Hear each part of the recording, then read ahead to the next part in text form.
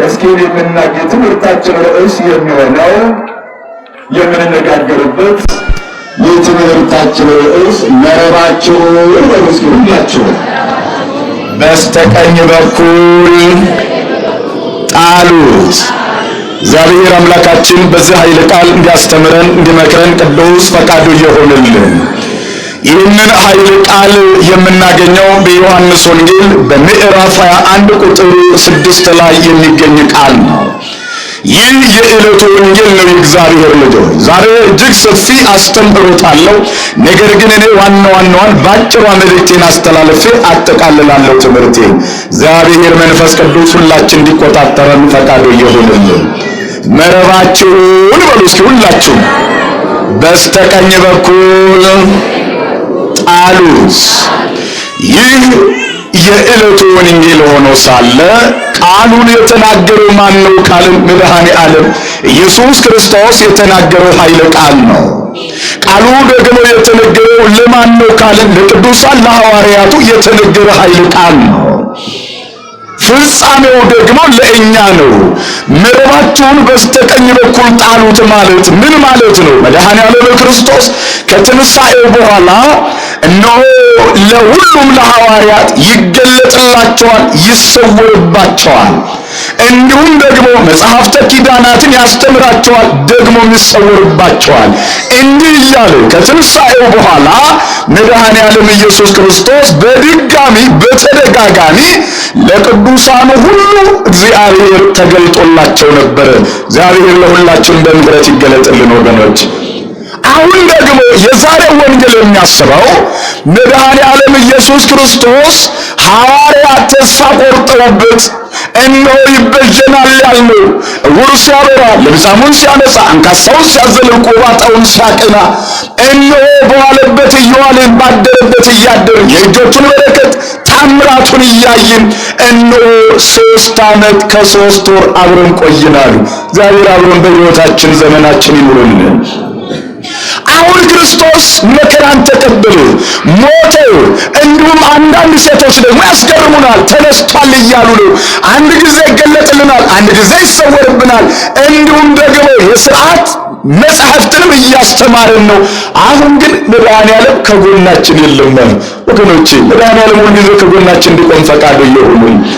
እነሱ የጠበቁት ቀጥታ ከሞቱ ከመከራው አስቀድሞ አብሯቸው ስለሚውል አብሯቸው ስለሚያድር እንደዛ ስላልሆነ አሁን ደግሞ ተስፋ መቁረጥ ውስጥ ገቡ።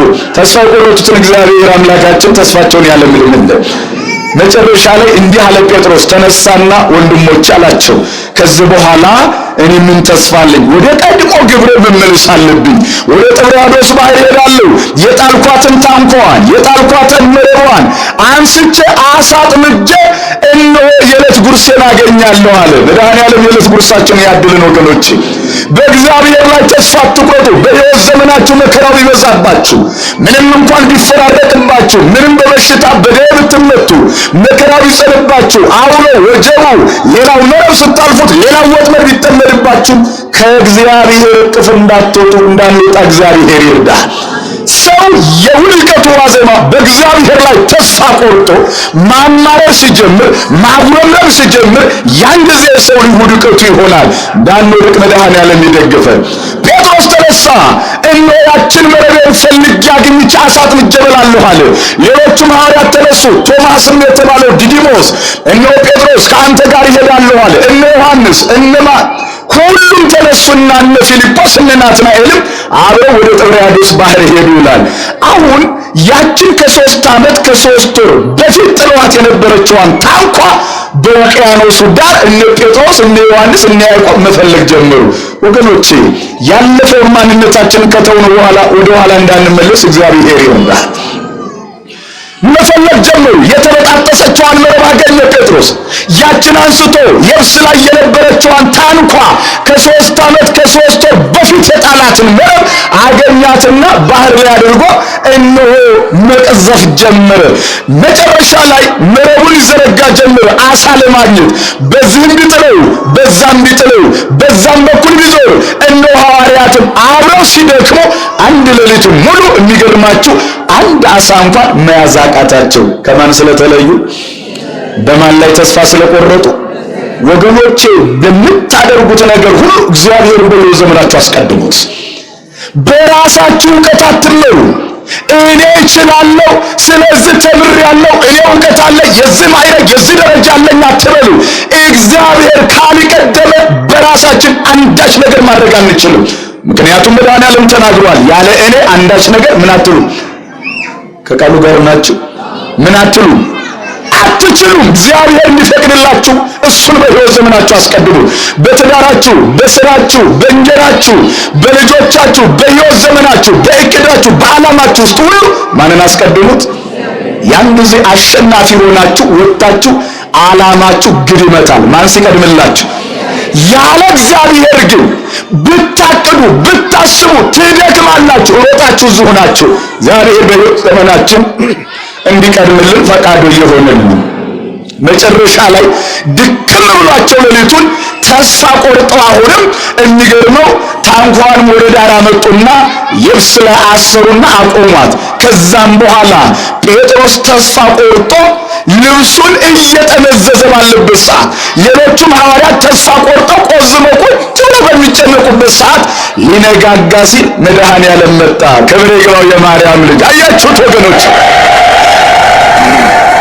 ተስፋ በቆረጥንበት ሰዓት ላይ ይህ ተስፋ የለኝም፣ በቃ ዋጋ የለኝም፣ ይህ አልተሳካልኝም፣ ይህ ሊሆንልኝ አይችልም ብላችሁ ተስፋ ስትቆርጡ መድኃኔዓለም ክርስቶስ ሳታስቡት በመካከላችሁ ይገኛል። ስለዚህ በእሱ ላይ ተስፋ አትቁረጡ። ያን ጊዜ አቀርቅረው መሬት ሲጭሩ ምን እንበላለን ብለው ሲጨነቁ ተስፋ በቆረጡበት ሰዓት ላይ መድኃኔዓለም ሊነጋ ሲል እሱ በመካከላቸው ተገኘ። ክብር ለማርያም ልጅ ይሁንልን። ስለዚህ እግዚአብሔር ቢዘገይም የሚቀድመው የለም። ስለዚህ ይመጣል፣ ጠብቁት በትዕግስት። እግዚአብሔር በዓላማችሁ ሲቅደምላችሁ። መጨረሻ ላይ መጣና እንዲህ አላችሁ፣ ጴጥሮስ አላቸው። አቤት አለ። እነሆ ታንኳን ወደ ባህሩ ውሰዳት፣ መረቡንም በስተቀኝ በኩል ጣላት አለው። በምን በኩል? በስተቀኝ በኩል። ቀኝ መልካም ነው ወገኖቼ። ቀኝ ክፉ ሳይሆን መልካም የምናስብበት አይምሮ ነው። ቀኝ ወገኖቼ ብንወረውር አርቀን መውረር እንችላለን። ቀኝ ብንጨብጥ አጥብቀን መያዝ እንችላለን። ቀኝ በምጽዋት የሚዘረጋ እጅ ነው። ቀኝ መልካም ነው። ቀኝ ተዋሂዶ ሃይማኖታችን ናት። ቀኝ በጎ ስራና መልካም ነገር ነው። እግዚአብሔር በቀኝ ያውላችሁ።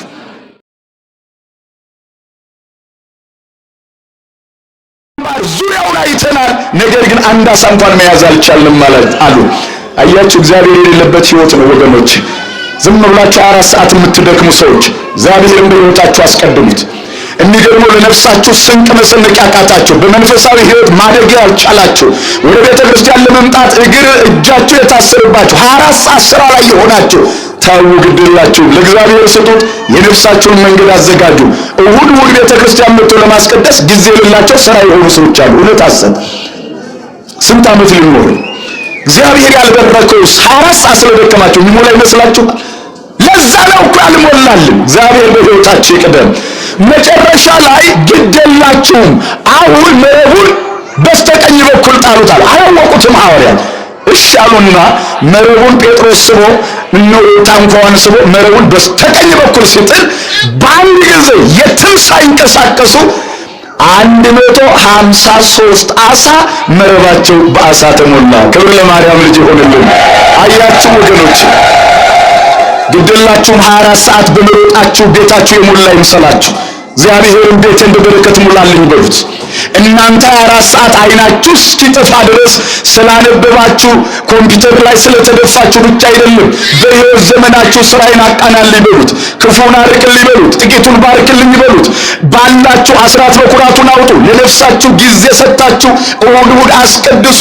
እነሆ ንስሐ ግቡ። ከንስሐ አባታችሁ ጋር ተነጋገሩ፣ ተመካከሩ። ጎን ለጎን ስጋዊንም መንፈሳዊንም የነፍሳችሁን የስጋችሁን መንገድ አስተካክሉ። ለነፍሳችሁ ስታስቡ እግዚአብሔር ደግሞ ለስጋችሁ የሚሆነውን ሙሉ ያደርጋል። እግዚአብሔር ሙሉ እንዲያደርግልን ፈቃዱ ይሁንልን።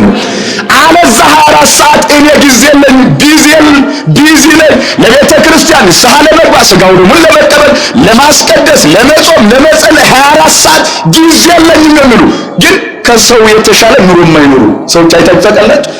እግዚአብሔር ሕይወታችን እንዲባርክልን ፈቃዱ ይሁን። ያን ጊዜ የሚገርመው በስተቀኝ በኩል ጣሉት። 153 ዓሣ ሲይዙ ማውጣት አቃታቸው። ያን ጊዜ ጴጥሮስ እንዲህ አለ፣ ዮሐንስ፣ ያዕቆብ እባካችሁ አግዙን፣ ናትናኤል ኧረ ኑና አግዙን አሉ። አያችሁ እግዚአብሔር የሚሰጠውን በረከት ከሱ ጋር ሕይወታችሁ ሲሆን ምሉ ይሆናል። ጥቂቱ ይባረካል። ብዙ ሳትደክሙ እግዚአብሔር በብዙ ይባርካችኋል። እግዚአብሔር ቤታችን በበረከት ይሙላልን።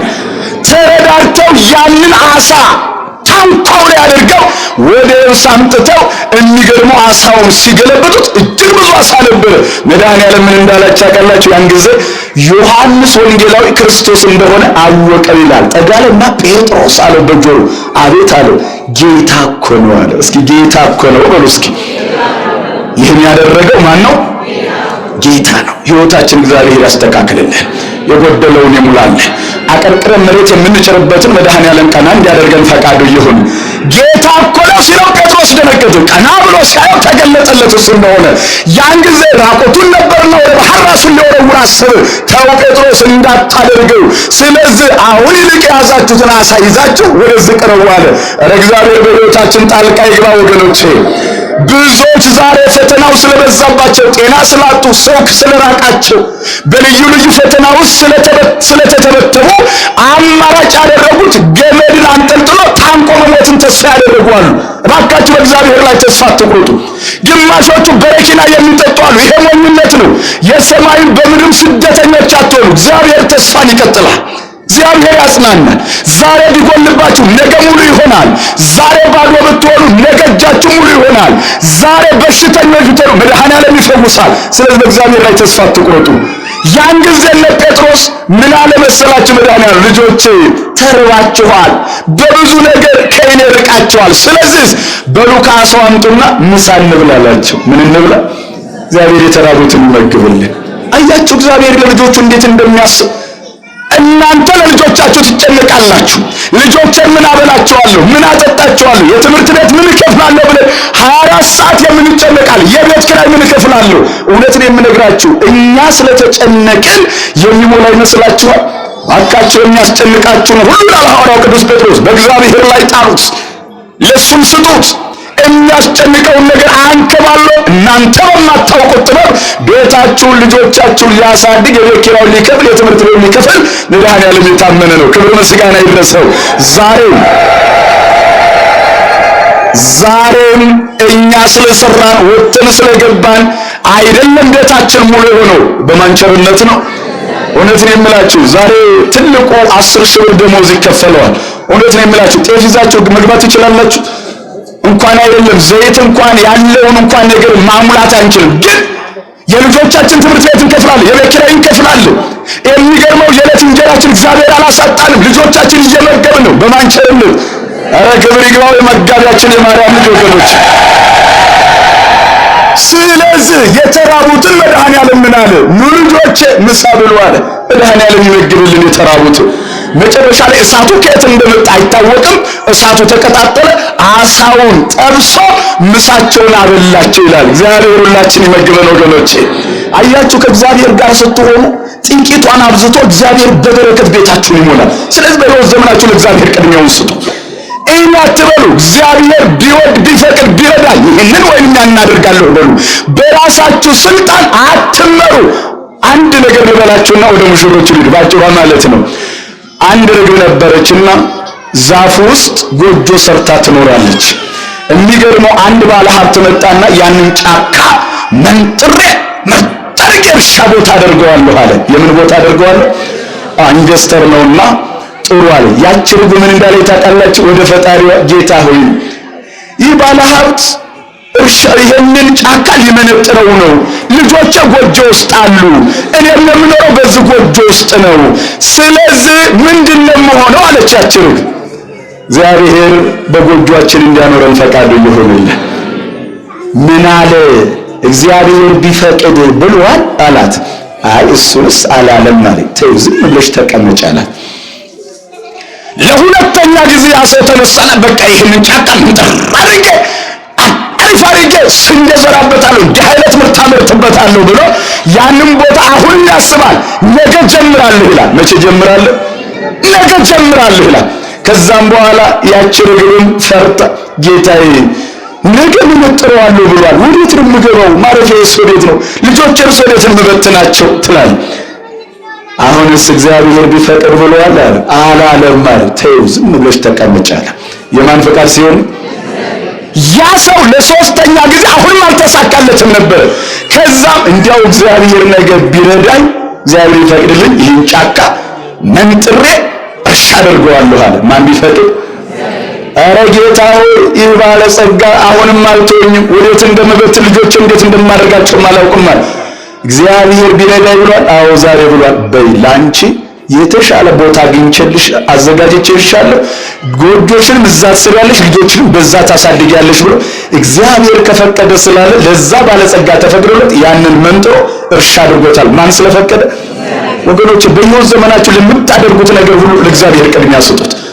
በጎና መልካሙን ካሰባችሁ እግዚአብሔር ያደርግላችኋል። ክፉ ለእናንተ የማይጠቅማችሁ ከሆነ ግን ሊያደርግላችሁ ይችላል። ለምን ብትሉኝ እናንተን የሚጎዳስ ከሆነ እግዚአብሔር አያደርገው። ምክንያቱም ከአባትም በላይ ለልጆቹ የሚያስብ የፍቅር አባት ስለሆነ እግዚአብሔር ለኛ የሚጠቅመን ያደርግልን።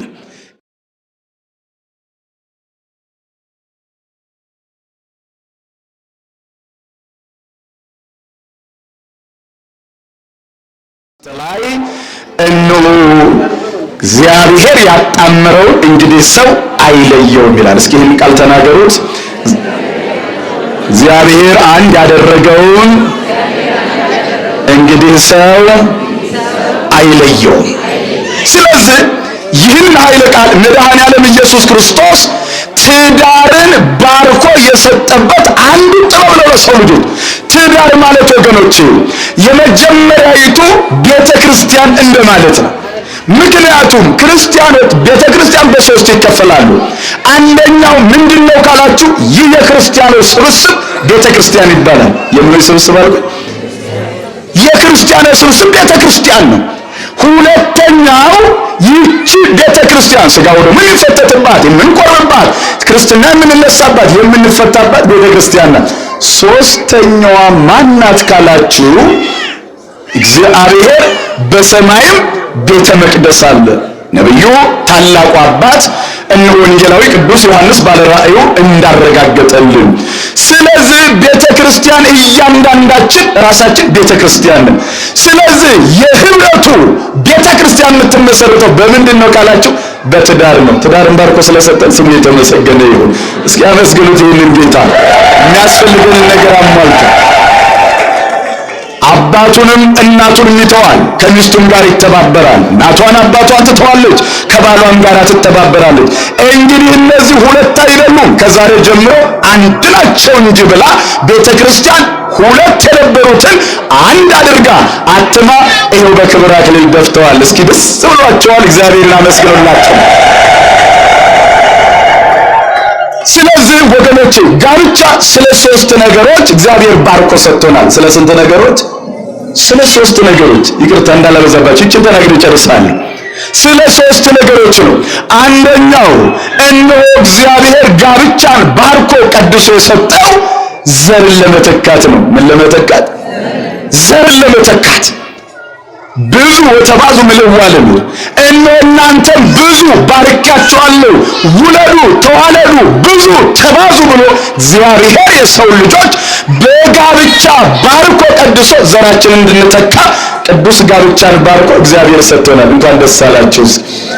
ምንድነው?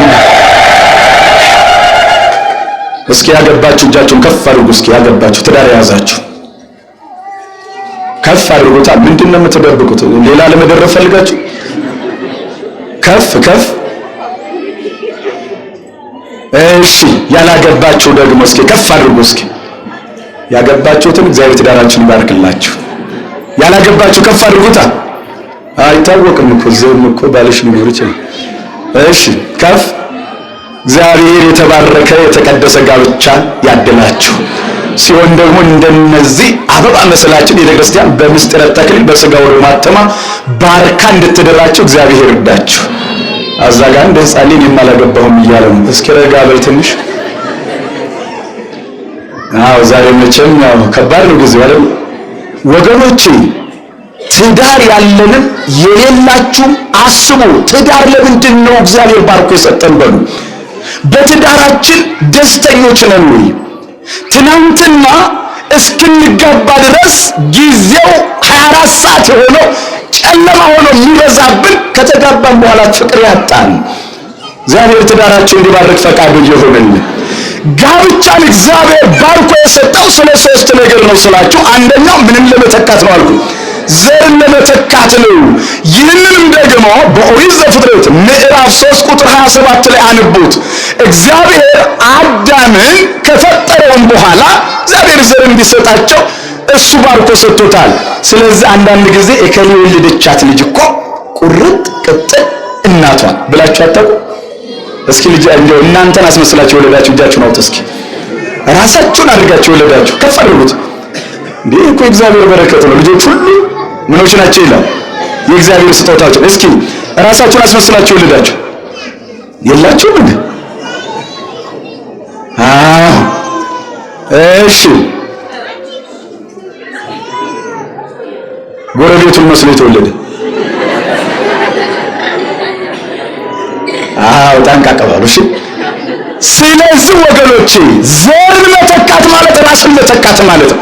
ቁርጥ ቅጥል ከሌለው ልጅ አባቱ ብላችሁ አታውቁ? ይሄ ነው ዘር። ግን ደግሞ እኔን አይመስልም ብላችሁ ደግሞ ቤት ከሄዳችሁ ሌላ ችግር እንዳትፈጥሩ። ስለዚህ ዘርን ለመተካት ነው እግዚአብሔር ምድርን እንድንሞላት። የሚገርማችሁ የዓለም መጨረሻ የሚሆነው ዲያብሎስ ወይንም ሳጥናኤል ሰራዊቱ ይዞ ነገሩን ይዞ ወጥቷል አይደለ? ዲያብሎስ ከቃሉ ጋር ናቸው። ሳጥናኤል የመላእክት ሁሉ አለቃ ነበር። በመጨረሻው ሰዓት ላይ እኔ ፈጣሪ ሆናለሁ ብሎ አምላኩን መፈንቅለ እግዚአብሔር በማድረጉ ከነሰራዊቱ ጥቅልል ብሎ ወደ እንጦሮጦስ ወርዷል። እግዚአብሔር ከመውረድ ይጠብቃችሁ። የሚገርማችሁ እግዚአብሔር ይችን ዓለም የሚያሳልፋት በመጨረሻው ዘመን የዲያብሎስ በአሁኑ አጠራር ማለት ነው ወይንም በቀድሞ አጠራር የሳጥናኤል ሰራዊተ መላእክት ቁጥር አለ ራሱን የቻለ። ማን የሚያውቀው? እግዚአብሔር ብቻ የሚያውቀው፣ ሰው አውቀው። ምክንያቱም መላእክት ይሄን አክል ናቸው መባል ስለማይቻል በዚህች ምድር ላይ አዳምና ሔዋንን ከፈጠራቸው ቀን ጀምሮ እስከ ዓለም ፍጻሜ ድረስ የሰው ዘር በስቶ የሚገርማችሁ የሳጥናኤልን ወይንም የዲያብሎስን ሰራዊት ቁጥር እኩል ሲሆን ያን ጊዜ ዓለም ታልፋለች ይላል። ዛሬ መጨረሻችን ያሳምርልን። ስለዚህ ዘራችን እንድንተካ ነው። ሁለተኛው ለምንድን ነው እግዚአብሔር ትዳርን ባርኮ የሰጠን ካላችሁ እርስ በራሳችን እንድንረዳዳ ነው። ምን እንድንል ነው? ከቃሉ ጋር ናችሁ? እንድንረዳዳ ነው። ለምን ብትሉ አሁን ስርዓተ ጋብቻው ምስጢረ ተክሊል ወይንም ሲፈጸምላቸው ቃል ይገባሉ አይደል? በቤተ ክርስቲያን ብትሰንፍ ብትታመም ችግር ቢገጥማት ላልለያት ከጎኗ ሆኜ ላግዛት ልረዳት ብሎ ወንጌሉ ላይ እጃቸውን ጭነው ቃል ኪዳን ይገባሉ። እግዚአብሔር ቃላችንን እንድንጠብቅ ይርዳል። ወገኖቼ ቀላል እንዳይመስላችሁ። ዛሬ ቤተ ክርስቲያንም ተቸግራለች። የሚገርመው እሑድ በተክሊል ተጋብተው በሶስተኛው ወር ፍርድ ቤት ነው የምታገኟቸው ብዙዎች። እግዚአብሔር ከእንዲህ አይነት ክፉ መከራ ይሰውራቸው። እሷም ደግሞ ቢደክም ቢታመም ቢያዝን ቢጨነቅ ከጎኑ ሆኜ ላጽናን ነው ላግዘው ልረዳው ብለን ነው ቃል ኪዳን የምንገባው። እውነት አስብ። እግዚአብሔር ቃላቸው እንዲጠብቁ ይርዳቸው። እናንተንም እኛንም እግዚአብሔር ይርዳ። ስለዚህ ቃል ኪዳን ከባድ ነው። ለምን? ረዳት አድርጎ ነው። እንዲህ ይላል መጽሐፍ ቅዱስ በዚህ በኦሪት ዘፍጥረት ምዕራፍ 3 ቁጥር 28 ጀምሮ በዚህ መደዳ ውስጥ ታነቡት ታገኙታላችሁ። አዳምን ከተፈጠረ በኋላ እግዚአብሔር ብቻውን እንደሆነ አየው ይላል። ምኑን እንደሆነ? ብቸኞች የሆናችሁ መድኃኔዓለም ይያችሁ። አሜን በሉ። ይጎብኛችሁ። አየውና አዘነለት። ከዛም በኋላ ሰው ብቻውን ይሆን ዘንድ አይገባውም፣ ስለዚህ ረዳት ትሆነው ዘንድ እንፍጠርለታለን። ምንን እንፍጠርለት? ረዳት። ተጋገዙ፣ ተረዳዱ። በትዳር መካከል ላይ ፍቅራችሁ ይጨምር። አንዳንድ ጊዜ ፍቅርን የመጀመሪያ እስከ መጨረሻ ድረስ የሚጸኑ ምሳሌ የሚሆኑ ብዙ አባቶች እናቶች አሉ። አንዳንዶቻችን ደግሞ ወረተኞች የሆኑ ሰዎች አሉ። መድኃኔዓለም ይጠብቀን።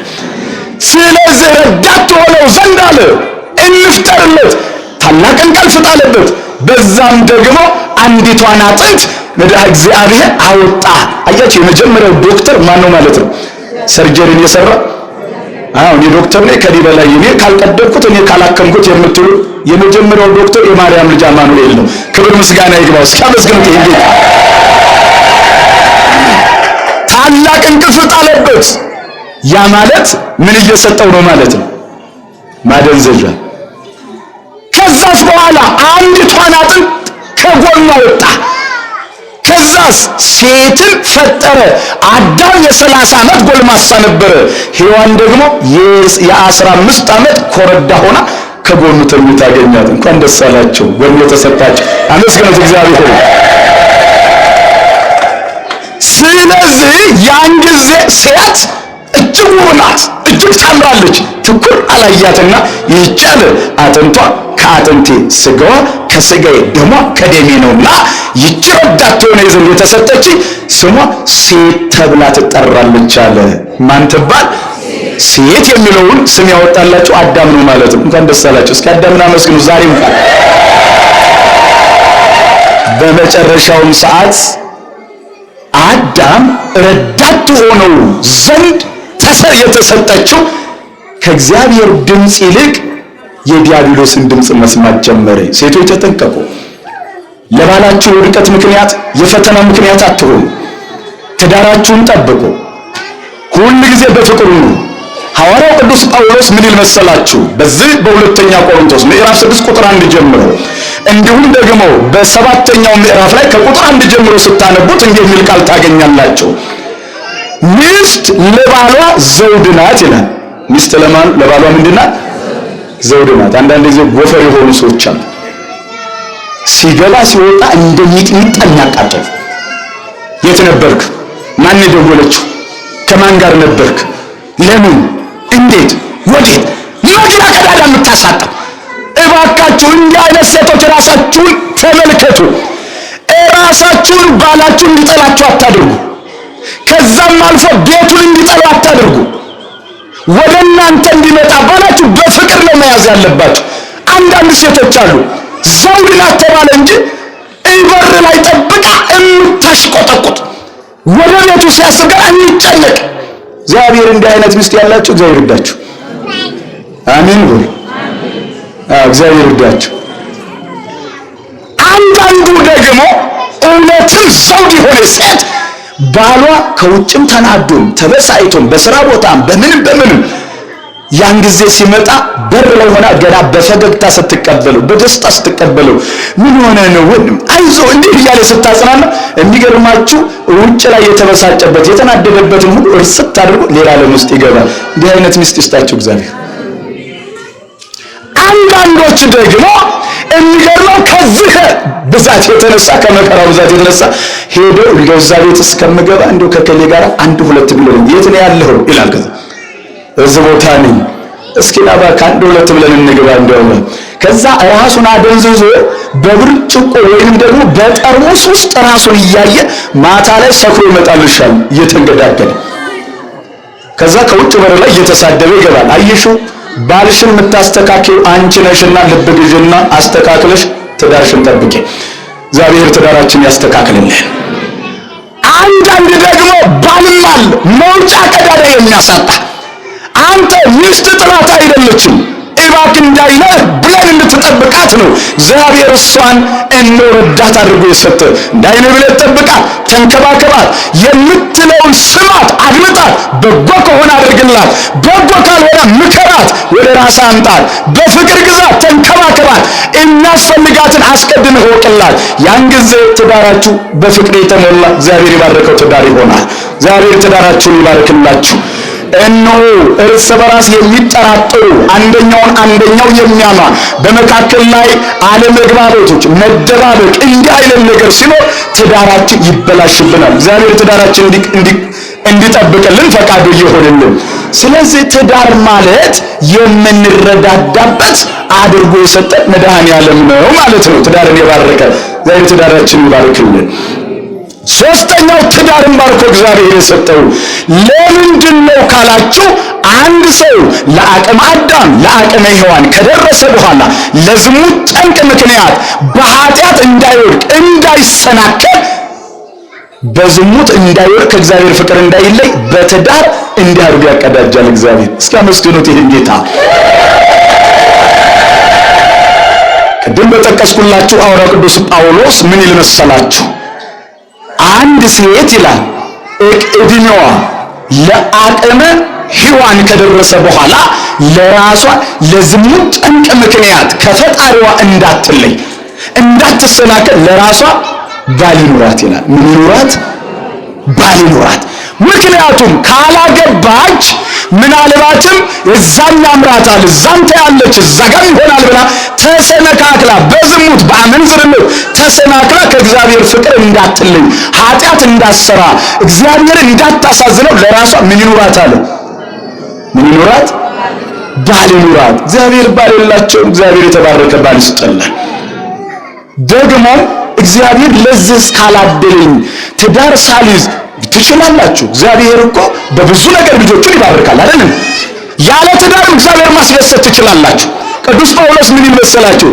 ሲሆን ልጆቼ እንደኔ ሁኑ ይላል። እንደኔ ሁኑ። በድንግልናም ሆኖ እግዚአብሔር ማክበር በሕይወት ዘመናችን እግዚአብሔር ያገባ ሰው ስለ ሚስቱ ያስባል፣ ስለ ቤቱ ይጨነቃል። ያላገባ ሰው ደግሞ ስለ ክርስቶስ ያስባል፣ ስለ ቤተ ክርስቲያን ይጨነቃል። እግዚአብሔር ያላገባችሁ ሕይወታችሁን እሱ ሙሉ አድርጎ ይምራላችሁ። ማለት የእናንተ ጣፋንታ ይህ ነው ካለ እንደ ኃጢአት እንደ መርገም አትቁጠሩት። እግዚአብሔር በዚህ በኩል ያከብራችሁ ወዷል ማለት ነው። እግዚአብሔር መጨረሻችሁን ያሳምርላችሁ።